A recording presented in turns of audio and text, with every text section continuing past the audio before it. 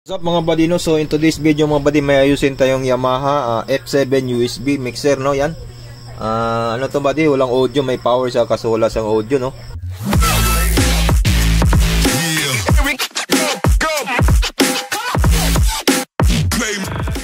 Lahat left and right, no? So ito, binuksan na natin. Hindi ko na pinakita yung pagbukas buddy. It's basic lang naman yung pagbukas eh. Kaya hindi natin kailangan ipakita pa yung pagbukas na yung screw lang naman yan. Yan, okay. So ito yung laman niya mga buddy, no? Yan, kita nyo yan.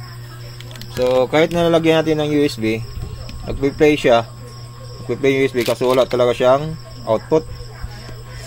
Wala siyang papunta sa ating amplifier, no? So okay, so troubleshoot natin ito mga buddy.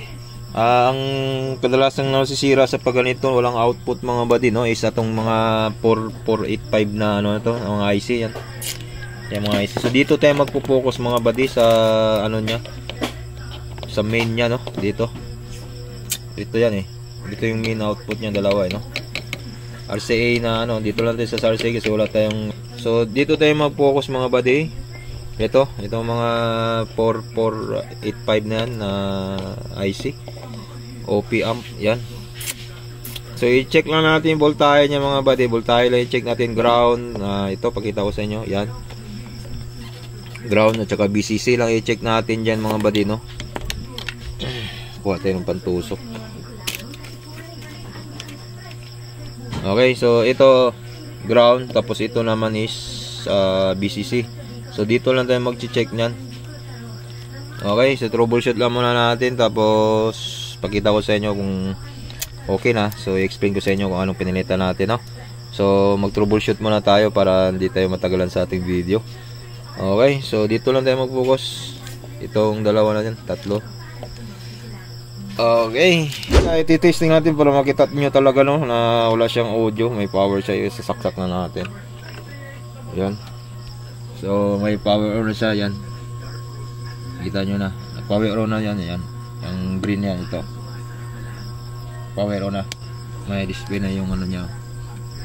So lagyan natin ng USB para ma-play siya, no. Yan. Yan, nag-play na yung USB natin mga buddy. So yan, kita nyo naman dito mga buddy, yung ano niya, wala. Dapat magkaroon ng ano yan buddy, no. So wala siya, kahit na yung ano natin, amplifier natin, ilagay natin dyan. Sige, saksak natin yung amplifier para mano natin yan. So yung output ng amplifier natin, ito, kukunin ko yung wire nyo. Ito papuntang amplifier to. Tingnan yung mga buddy, pakinggan nyo, may humming yan, no. Yan. So dito ang ano nyan buddy, no. So yan, dito natin nalagay yan. Yan. Yan. Dapat yan mga buddy, pag ano natin, magpo-play na yan siya. Wala, oh. Kahit anong ano mo dyan lahat, naka ano na yan sa taas na yan, oh. Wala, no. Yan. Yan ang problema niya mga buddy. Wala siya, no. Wala talaga siyang audio. Makita rin natin yan dito mga buddy, no. Ito yung indicator light niyang buddy, yung ito lalabas din ano niyan, mag-ilaw-ilaw yan, ganun-ganun din yan, no. So wala talaga siyang ilaw, power lang yung umiilaw niya mga buddy, power lang, no. So wala siyang ganun, wala siyang ilaw na taas pa baba, no. Nag-pre-play na yung USB na yan, no. Okay, so yun ang problema niya buddy. So alamin natin, check natin. 1 hour later. So what's up mga buddy, no. So magbabalik tayo mga buddy. So ito yung tinrouble natin mga buddy, no. So napalitan natin yung OP amp niya mga buddy, yung 4558 mga buddy, no. Ito, yan, dalawa. Dito yan buddy, pinalitan ko. Ito isa, tsaka dito. At saka yung resistor niya, supply buddy, is open mga buddy, no. Bali ano yan siya buddy, supply yan dito sa dalawa na yan. Negative 14 yan. Bali ang supply kasi yan, dalawang supply yan, positive 14 tsaka negative 14. Yan. So ito, yung resistor niyan, wala kasi tayong SMD na resistor. So yan ang ginamit ko, 150 ohms yan. So negative supply sa negative 14 yan mga buddy, no. Okay, so okay na siya mga buddy. So yun lang muli yung sira, dalawa yan. Tsaka bali isa lang yan dito mga buddy, pero dinalawa ko na para sure tayo rin dito. Okay, so detesting natin yung mga buddy, no, para sure na tayo. para mapakita ko sa inyo mga buddy, no? So power on na natin. So yan. May power na yan siya mga buddy, no? So lagyan natin ng USB. Huwag na natin patagalan yung music para hindi tayo mag-copyright, no? Okay, lagyan natin ng USB yan. Okay, tumunog na mga buddy, no? Yan, tumunog na siya. Yan, no?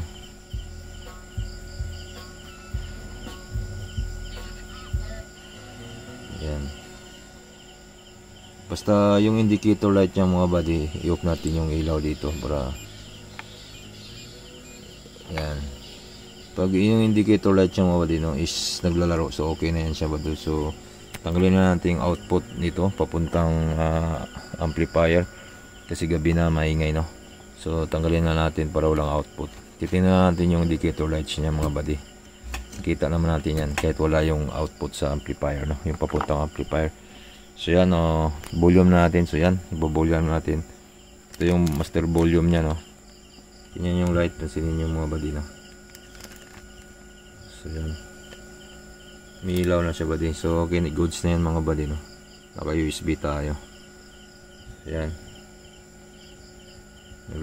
naglaro na siya mga buddy. So buo na yan mga buddy, no.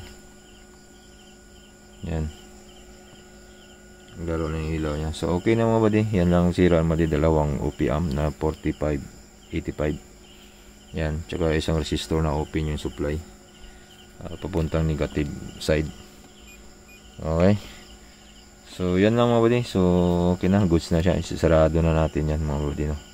Okay, sarado lang muna natin. Yan mga buddy, no, natakpan na natin buddy, nasaraduhan na natin, nalagay natin yung NAM, lahat ng may screw na yan. Yan, so na-install na natin lahat, natakpan na natin mga buddy. So testing natin ulit buddy, no. Okay, so power on na natin dito. Yan, power na siya. Lagyan natin ng USB ulit, titingnan natin yung yung light indicator niya kung okay na siya ng mga buddy, no. Yan, okay, nag-reading na. Yan, nagbasa na. So ito, volume natin, tingnan natin yung indicator niya kung naglalaro, no. Kasi kailangan maglaro yan, yun, no. Yan mga buddy, naglalaro na, di ba? So buong buo na ito mga buddy, no. Naglalaro na siya mga buddy, yung light indicator niya. So i-next natin kung nag-next. Yan, nag-next siya. Okay, so yan, buo na. So buo na mga buddy, okay na mga buddy, no. Okay na siya. Yan, no. Diba? Naglalaro na yung niya, indicator lights niya. Yan. Ito yung gain niya to, yo. Ito yung master volume niya, yan. Alam niyo naman to paano gamitin, diba? So yan, buo na siya mga buddy. Okay, so that's it. So thank you for watching. Please subscribe for more video like this, no. So shoutout nga pala tayo sa ating mabutihing kaibigan, no. Dahil sa dito, magpagawa tayo ng sticker. Yan, marami to mga buddy, Palang 100 ata to na pieces, 100 pieces ata to, no. Dami niyan. So meron pa tayo nitong na-cutting na mga buddy. Ito, na-cutting na. Maganda itong sticker na buddy kasi waterproof to mga sticker lang mga buddy, no. So yan, doon to sa mga buddy, 27 graphics. Yan, shoutout dyan sa 27 graphics. So maganda ba gawa ng sticker niya. So kung gusto niyo magpagawa, punta na ganyan doon, no. So yan, so may pang giveaway na tayo nito, pang sticker sa motor, sa sasakyan. Okay, so maganda na magagawa niya mga buddy, no. Yan, hindi lang masyadong kasi naka-copy natin. Yan, yan. So ganda yung sticker niya mga buddy, waterproof. So shout out sa ating kaibigan na nandyan. So yan lang. So thank you for watching. So God bless. Peace yo. Bye bye.